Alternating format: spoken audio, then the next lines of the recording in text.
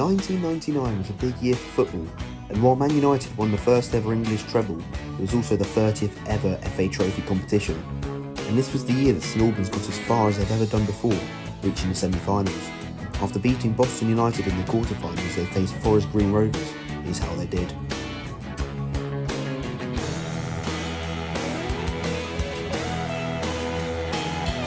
I mean, it was probably, if I was to look back at the 30-odd years I've been here, might go down as the best season I think I felt as a supporter. What a season, absolutely amazing.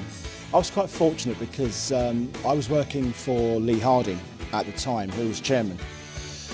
So I got to sort of really engage with all of the players, and obviously in the weeks leading up to the Forest Green game and the subsequent previous rounds, the excitement was just building week upon week. We were right at the top of the league actually in January, and I remember us beating Sutton United away 3-2 end of January.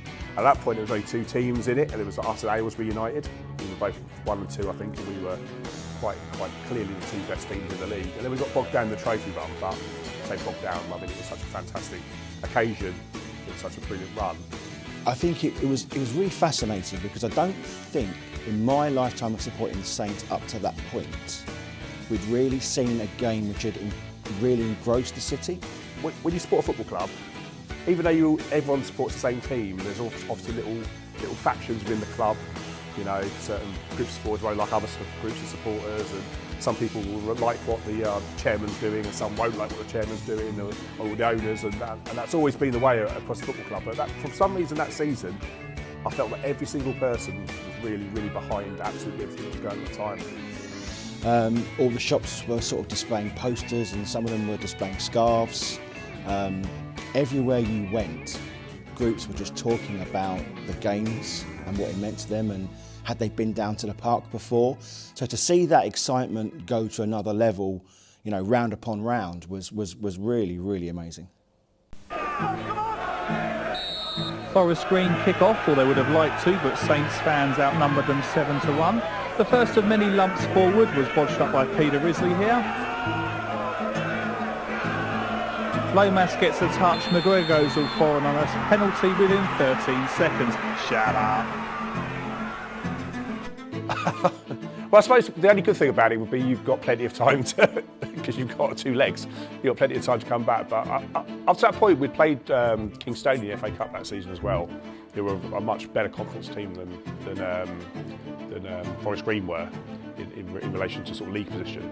And so I kind of felt, I didn't feel like it was the end of the world, but yeah, you do kind of then think to yourself, is this going to be, this could quite easily be 2, 3, 4, you know, but yeah, no, it wasn't the best start, definitely. Jason Drysdale, who cost £500,000 4 years ago, you can pick him up now for £5 takes the penalty and scores past the best penalty saver in the business. That includes you, Seaman. Looking back at it now, you know, I've seen them given, I've seen them waved away, but ultimately I think it wasn't just sort of down to that one result, that one decision. So, but yeah, it just played its part in sort of making the build-up even more exciting. Did you think it was a penalty? Because obviously we've got the video, haven't we? So I have watched it fairly recently. I don't know actually. Did people think it was a bit of a dive at the time? I know the player got a lot of stick after the penalty, sort of for the rest of the game and the next game. So yeah, of course it was a dive. And here's the moment Peter Risley redeemed himself for his first goal of the season. His prize, 20 fags from each player.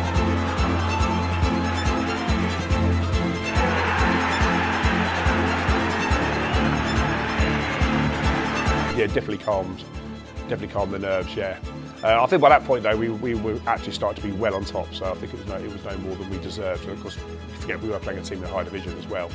But and of course, Peter Risley, who's a who's a St Albans legend as well, scoring the goal was brilliant. I mean, that team was full of legends, obviously. Steve Clark was still playing at that point and things like that. But to have someone like Rizza score a goal was absolutely brilliant. But yeah, certainly calmed the nerves, and I think at that point probably felt that we could go on and win, certainly that first leg, yeah. Yeah, so I think it was Peter Risley. He made the mistake for their opening goal, and I spoke to him actually afterwards because he equalised, and there was a real sort of desire in his heart to sort of, you know, make amends for his mistake earlier on. But then I've spoken to a few players after that, and they've said once they got sort of back on parity, they didn't want to let that sort of slip again. So they were quite, not cautious, but they maybe didn't play their natural game, which had got them to that stage in the first place. The one thing that they stressed when I spoke to Peter was that they still wanted to be in the tie come the second leg. They didn't want to sort of go gung-ho at home, you know, maybe ship a 2 or 3 goal deficit and then having to sort of try and claw something back in the second leg. So the penalty, it set us up for a really enthralling sort of first half. I think second half it just sort of petered out and everyone was really sort of nervous not to give too much away, really. St Albans were now just 90 minutes away from Wembley and needed to win against Forest Green in the second leg to reach the final. Excitement was building, but some fans were more nervous. However, no one expected the start that St Albans had to the game. I can't remember the second leg definitely, but I would say the first leg, nerves. Yeah, it was just a bit tense because I suppose with these sort of games, it's if you go in with a draw or even a 1-0 defeat or something, you know, you've got a whole another game to sort it out. I think I've never seen, I say we're a city, we're quite a small city, and everyone is connected. And once people buy into something, like they did for that one game, it is a thing to behold, because when you've got the entire place rooting for those 11 men on that pitch, it helps produce something that we've not seen again in quite some time. I don't remember feeling amazingly tense, but it's just, I think when you play a conference team, and this is even when we were in the conference that one season, you just feel that every time these teams go forward, they're that much bigger, much stronger. You just feel sometimes that they're just going to score every opportunity. It went to a whole new, unprecedented level. After the game, after the first leg, our attention just switched to that second leg down in Stroud. And I remember the Heart's ad at the time, I think it might have even been the Observer, one of the local papers basically paid for about 8 or 9 coaches to free, just to travel, take as many fans down there as possible. Yeah, so it was really hard to get to, so you pretty much any way you get there was drive. There was no way of getting there by public transport, which is how we would have travelled. So yeah, we got the coach, and I would have thought that most of us would have commandeered, sort of as the core support would have commandeered one coach. And I remember it being quite a exciting trip down. I think we had loads of drink on the train, on the coach, which I'm not sure was legal, but yeah, no one seemed to mind too much. You could feel, the tension. You could feel the tension going up there on the coach. You try and relax. People try and relax, but they know you can sense what how big occasion it is, and what the sort of the end result could be. Going out of Wembley, just unbelievable. I think the football that we'd played all throughout that season was absolutely majestic stuff. We had some really good players, excellent players, some players with league pedigree. Unfortunately, I was injured. At the time, so Mick Bodley was centre half with Ashley Vickers, 2 really good players, really strong players. Excitement, yes, of course. But I think we were all just dreaming that we were one game away from Wembley. St Albans City at Wembley. Those sort of fairy tales are very seldom written, and we just hoped that it was going to be our turn to enjoy our day in the sun. So the second leg was a bit of a flip side from the first leg, because we were by far the better team for most of that game, and obviously we took that lead quite early.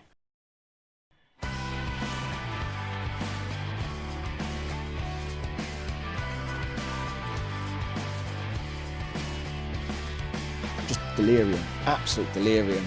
There were first-time fans in the away end, there were seasoned supporters, but we were all just, you know, merging as one. We were all congratulating each other, absolute, you know, just ecstasy, really. Yeah, but I thought we played, I mean, the lads played a great first half. We played some great football, and as I said, we should have been 3-0 up, not 2-0 up. And 3-0 up, I think, is a big mountain to climb in the second half. So that first game, you kind of think, oh, well, we've gone 1-0 down really, really early, but we've got all this time now. In that second game, we went 1-0 really early, and then you think to yourself, well, they've got all this time to get back into it now, which is, no, it would be much better to go 1-0 in the 89th minute, I think, than the second. And then we thought, right, do we sort of go on and press? Do we go on and press? Or do we sit back? And it was just utter tenterhooks. I've been to big games at Wembley before, England game, cup finals, etc. But this one was absolutely the most nervous I'd ever been at the start of a football match.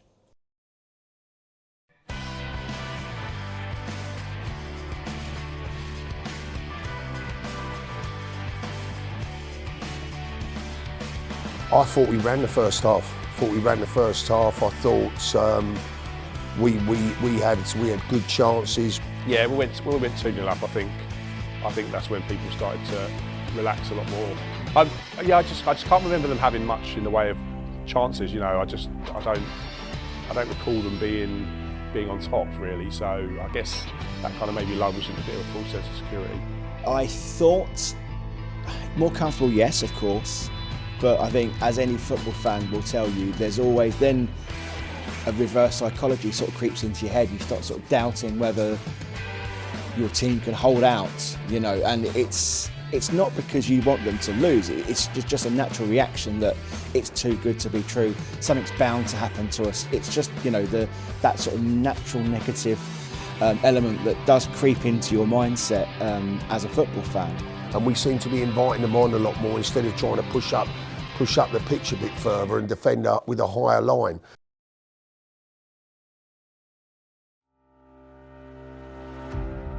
When a team scores just before half-time, they're 2-0 down, that just gives them that extra lift. They go in at half-time. If you go at half-time 1 goal down rather than 2, obviously the team talk's just completely different, isn't it? So yeah, I think that definitely made a big difference. You know, it changes your mood, it just changes the dynamics of the game, and it's, yeah, you know, because obviously, and they do say that 2-0's the worst lead to have sometimes, because obviously then the momentum would start the second half, then the momentum's with Forest Green. It was really interesting because some people were confident, some people not so much. But I think you've got to have that, and that half-time seemed like an hour. It was the longest half-time period ever. But everyone was still dreaming of Wembley, absolutely. What did you think about the disallowed goal? The disallowed goal, well... Junior McDougall, he basically climbed above Steve. He used Steve Clark, I believe, as leverage to get above a header. And then Andy D'Urso gave it as a free kick to Forest Green, which even now is just absolutely... I can't fathom what he saw that would allow that to be a free kick to Forest Green.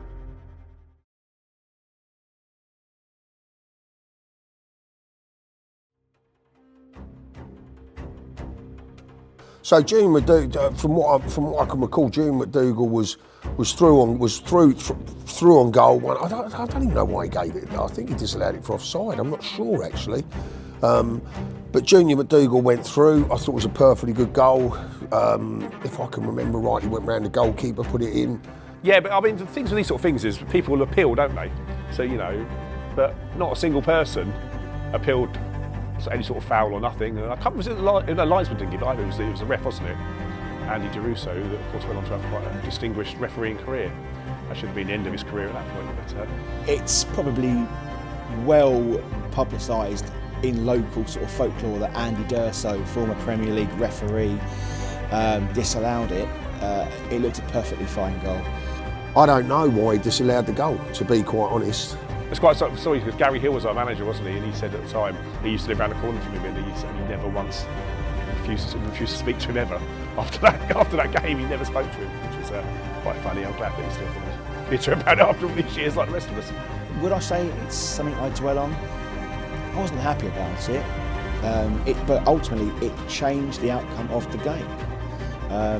But they were very much in the ascendancy at the time. They clawed it back. They were having the better chances, but that said, we were still holding our own. we were still competitive, and with that mass of blue and yellow fans behind the goal, which they were attacking, we still had sort of hope in our hearts, really, that we could get something out of it.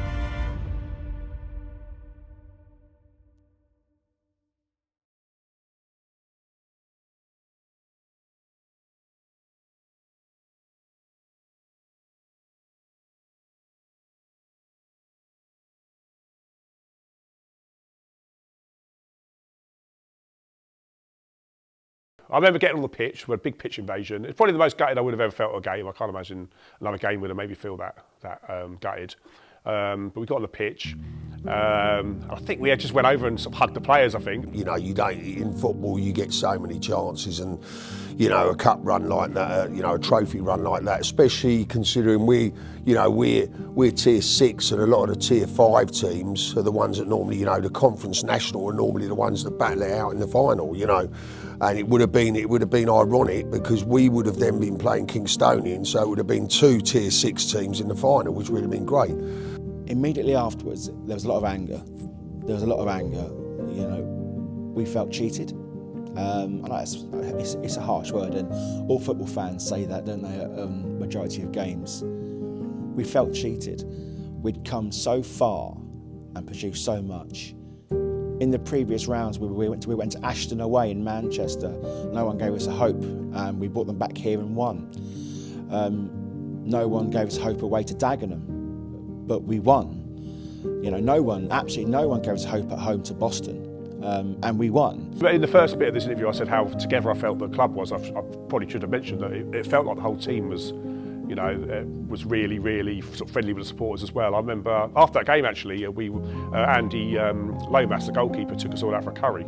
So we got back to St Albans, and him and I think a couple of other players sort of went to those supporters, come on, we'll all go for a curry, and we went to the curry house by the station. So there was just big togetherness. You don't, you know, in football you get chances few and far between.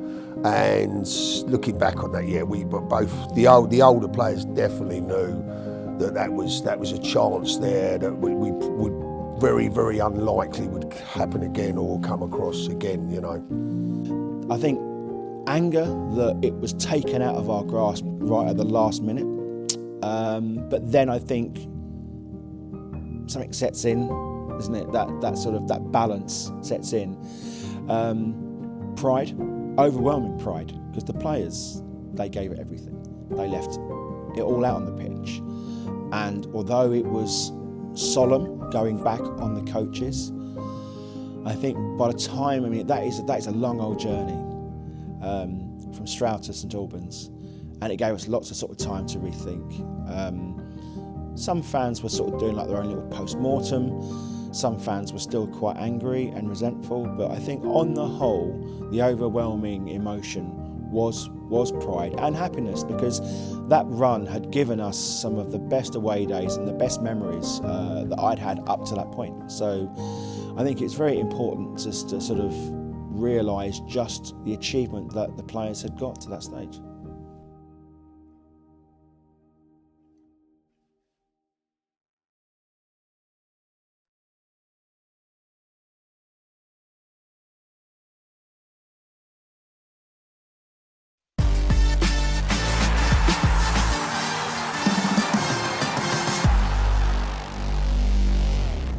Welcome back to Wembley as we prepare for the Emirates FA Cup first round draw. 66. Number 66 is Corinthian Casuals or St Albans City. Of course, they drew 1-1 on Saturday. Number 18. And they will host, or either of them will host, Forest Green, who are top of League Two. You know, this is what you're in it for. I mean, first and foremost, you know, I'm so pleased for the club. You know, it's been a tough period over the last couple of years, as you know, for everybody. And we've got two fantastic owners here that have put a lot of time, effort and money into this club. So firstly, from their point of view, you know, I'm pleased from that side of it. I'm pleased for the town, I'm pleased for the supporters, because it gives them a buzz. And as I say, it does bring revenue into the town. Even if it's only for one night, it actually gives a bit of a feeling to the town and gets everybody together. Have we got a chance? Absolutely. Why not? Yes, of course we have. Of course we have. You know, they're going to bring both of their fans, which is going to be great. It's going to be a partisan crowd. I still think it's one of the best competitions in the world anyway, the English FA Cup. So it's important from a status point of view, the further you get.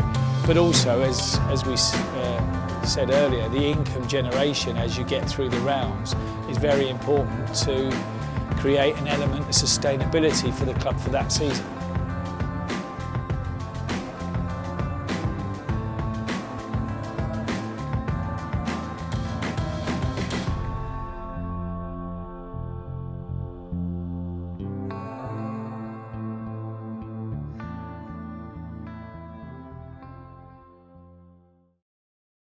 When we turned up there, we got off a coach.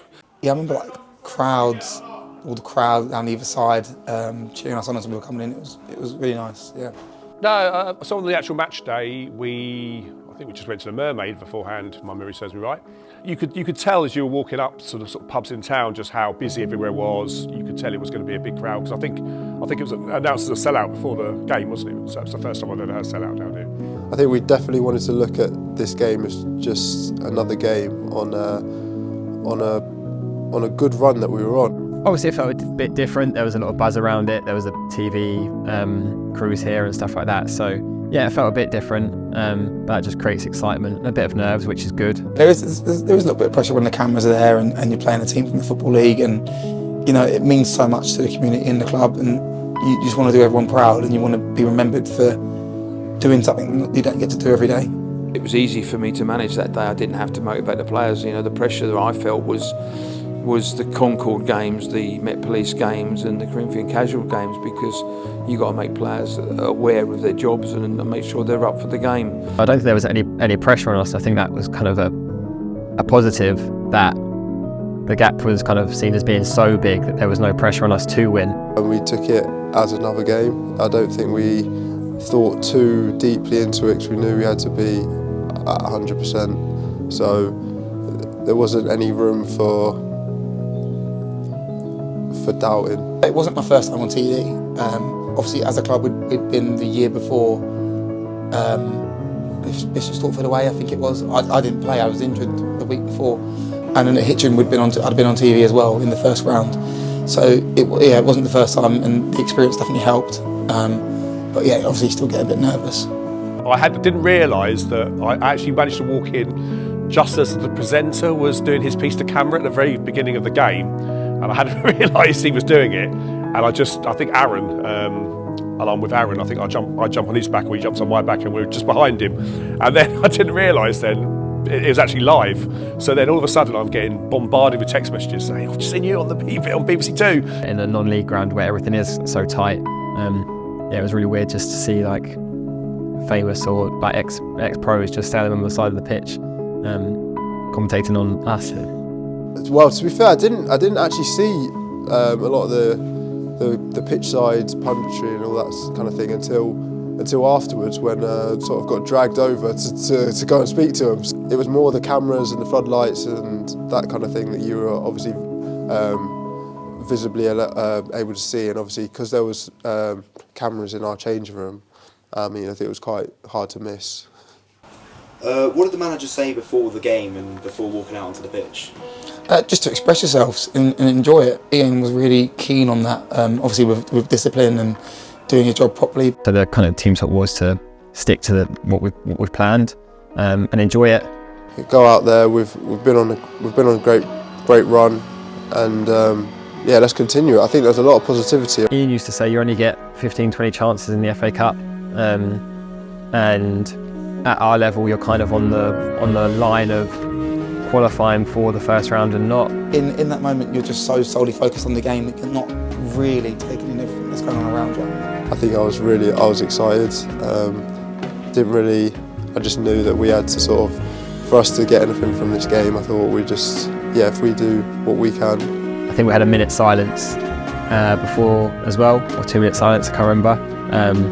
I just remember afterwards, I can't remember who I was next to, but with your arms around someone, I think the whole time my hands were moving and just stroking someone's back, which was just nerves, energy. We were never disheartened when we went to goal down, or I think that showed in our response with getting a goal straight back. So yeah. Cadden delivers. Oh, and it's poked in. Matty Stevens. The first thought was obviously, oh no. You know, you don't really want to fall behind these games, you want something to hold on to. At the time, I remember thinking, I can't lose to Forest Green again. I think we definitely respected the fact that they were top of League Two. They're flying in their league. At the time, we were doing well in our league, but we definitely did put respect on them. We know they're a good side. Yeah, I mean, we're obviously quite nervous at the start, but we certainly got back into it a little bit. But at that point, I was definitely thinking, yeah, this could be another whitewash. When they did score the first goal, you actually think, yeah, it could be floodgates. Matty Stevens, who'd been banging them in for Forest Green all that season, calm finish, and it happened at our end as well. There was a small but merry band of Forest Green supporters to our left. When they celebrate that little, kind of the lack of celebration makes you feel like it was that easy for them and they'll just like score again whenever, kind of thing. I knew, you know, all we needed was a chance. We had a clinical striker in Shaun, and we had Mitchie, Zane, we had defenders that were scoring in that run. So I just knew we needed a chance to get that level and then, you know, see how they handle the nerves. The longer we stayed in the game, the better, and I think that the response that we gave from going 1-0 down, I think that gave us a lot of confidence. It probably gave us a little bit of confidence to know that we've got to go and score a goal. But in that first 20 minutes, though we hadn't played particularly well, we were a little bit apprehensive first 5-10 from what I remember, but we were settling. They did score at a bad time. Yeah, I think in those games, I think it's always a nervy first 15, 20 minutes. I did think they could possibly turn it into a bit of a rout because, you know, they were, well, a bit like Mansfield and Carlisle. They were still quite big. They were strong. They were obviously full-time professionals and stuff, and they were full of confidence being top of their league. So there was a worry if they went 1-0 up, they could just turn the screw. But we did have a couple of moments. I think there was one that got flashed across the box. I think I had an effort on goal, which got blocked, and I think you could just feel within the Clarence Park that there was a lot of belief. Could be something here for St Albans. It's a good delivery, and Joy McKenna has equalised. Incredible scenes from St Albans. No, it was just the cross made it really.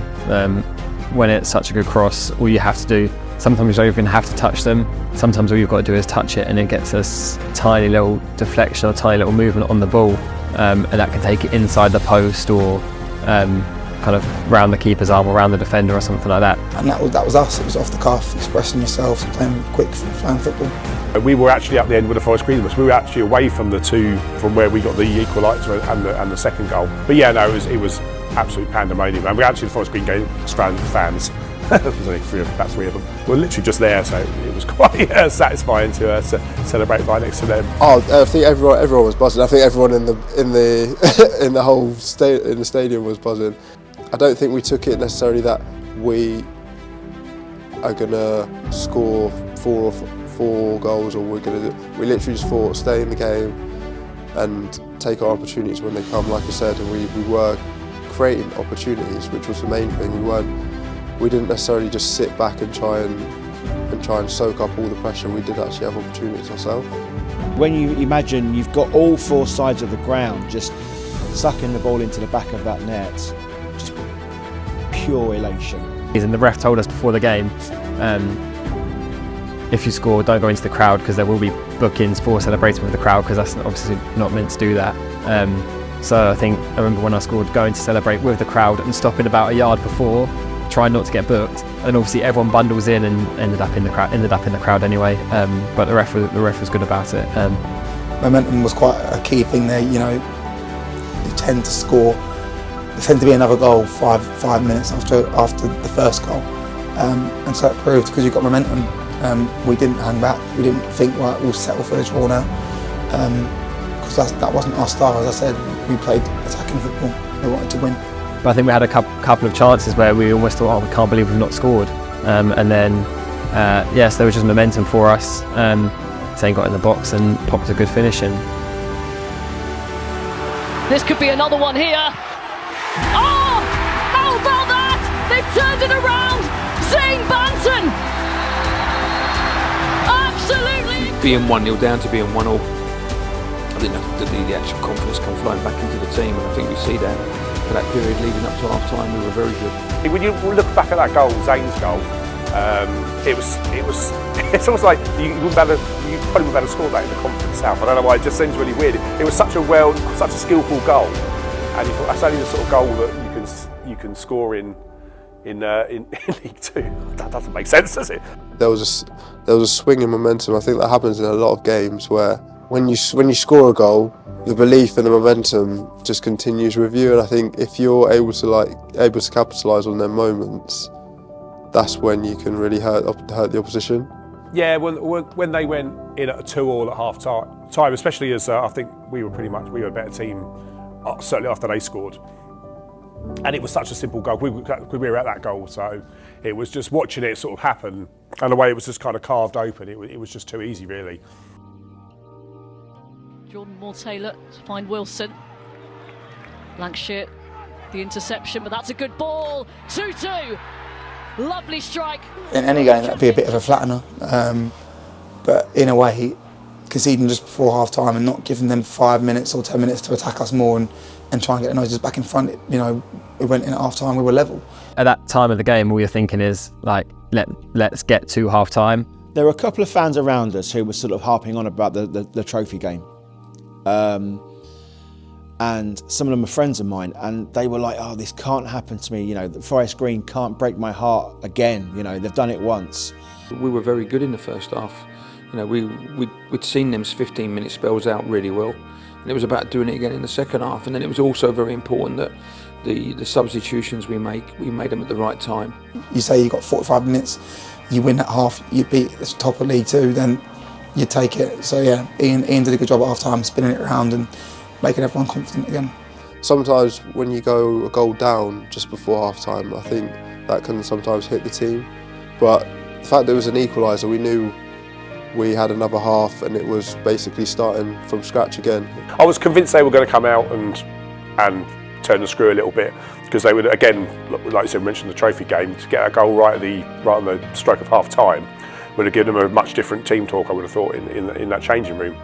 We're in this, we're competitive, we've created some good chances, and we've still got a whole half of football to go yet, so let's see what happens. We were in a good position in the game, although we'd just conceded, we weren't losing. It was 2-2, we felt like we was in the game, they weren't cutting us open, and we just knew, down the slope, especially down the slope here, we feel like when we attack down the slope, we're a much harder animal to handle. We know we can. We know that we can score. We know that we can score against them. We know that we can create opportunities if we're solid. We're at the end. We were shooting into now, so that was.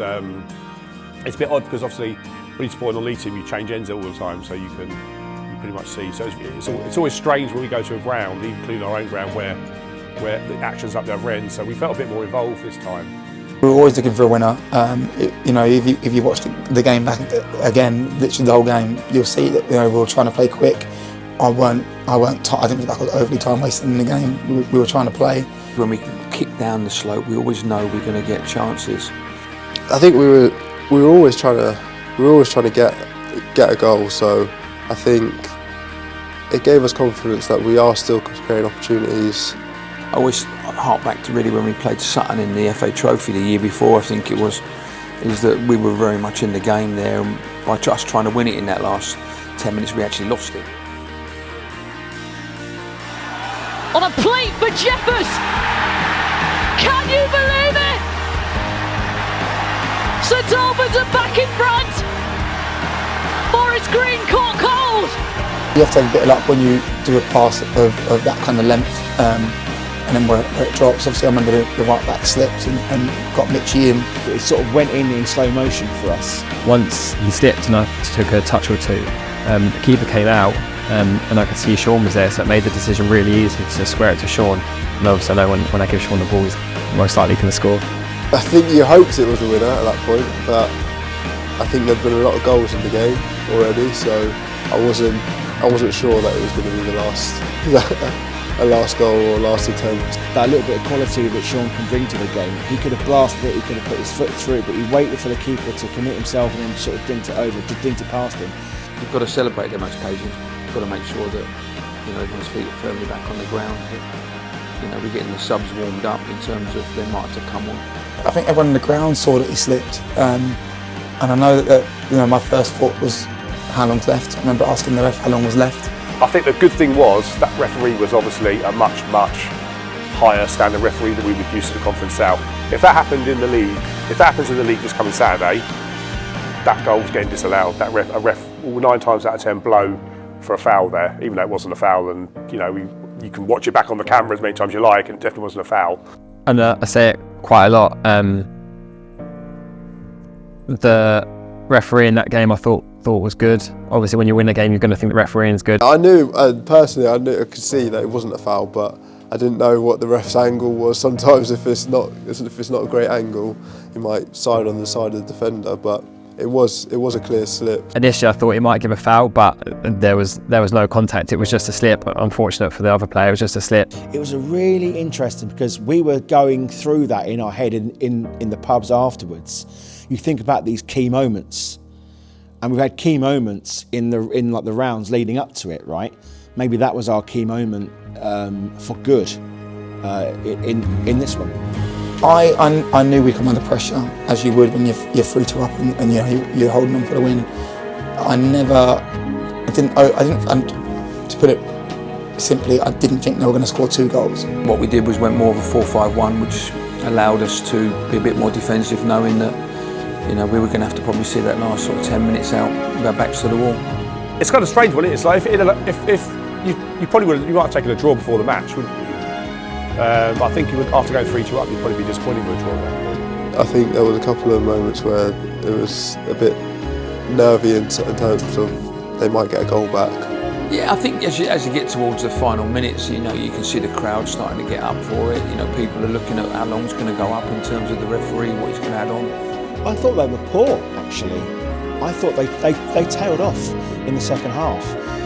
I expected more, and you obviously don't get to become runaway leaders of a Football League division if you're a poor side. I thought at the most they'd get one and we'd have to go to there on a Tuesday, but with 15 minutes left, the main thought in my head was just don't concede 15 minutes and we've won the game. The one thing I would say about that game, all the big players turned up, because sometimes the occasion can get to them. Everyone remembers the big Dave's tackle. I mean, unbelievable. Yeah, to be fair, that felt like the last big chance for them. Even Dave, brilliant tackle, come out of nowhere. He had no right to get there. I mean, the fella is 10'4", but he's not the fastest. That was a point where it started to feel like, this is going to be our day. I think it was quite a fluke to get in, and I think the pass was played into someone who missed it. One of their players missed it, and it luckily ran through, and one of their players ran onto it. And then Dave, that phase of play. So Dave made a great block, and I think it came out to someone, and they had a shot, and then we won a free kick, and that was kind of like for like breathe. We can take our time with a free kick. They've had their kind of big chances. We're going to hold on. This is going to go our way. I think when those moments go your way, you do have a little bit of belief that this could be our night. I remember the first people there were my friends from home. My mate Lucas jumped on me. There's so many people around, you're kind of startled.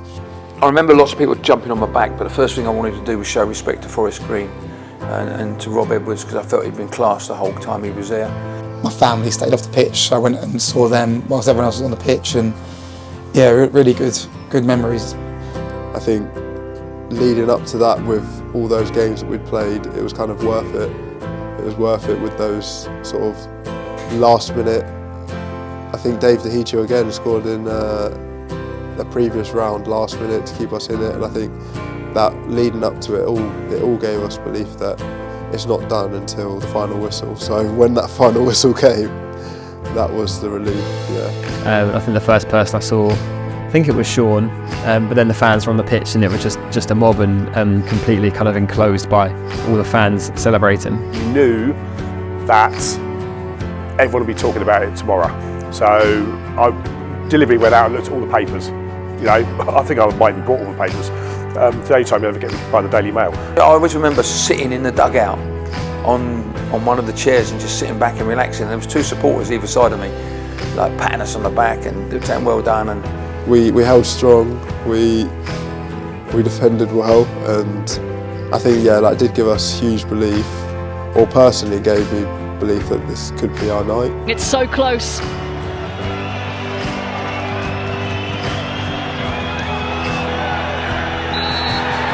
There it is!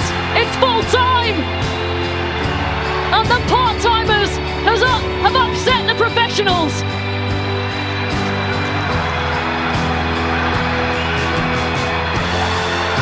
What an incredible night for St Albans City! Into the second round for the first time in 25 years. They have bridged the gap from non-league to League Two. An incredible performance of quality, resilience and pride. It was a mixture of feelings. It was obviously disappointing to lose in a game where we thought we could win. Obviously only a league above, so kind of closer in level to us than Forest Green. The second round was the worst draw we could have got by a mile. It was also a disappointing draw. Obviously you get to the second round, there's loads of big clubs we could have been drawn against.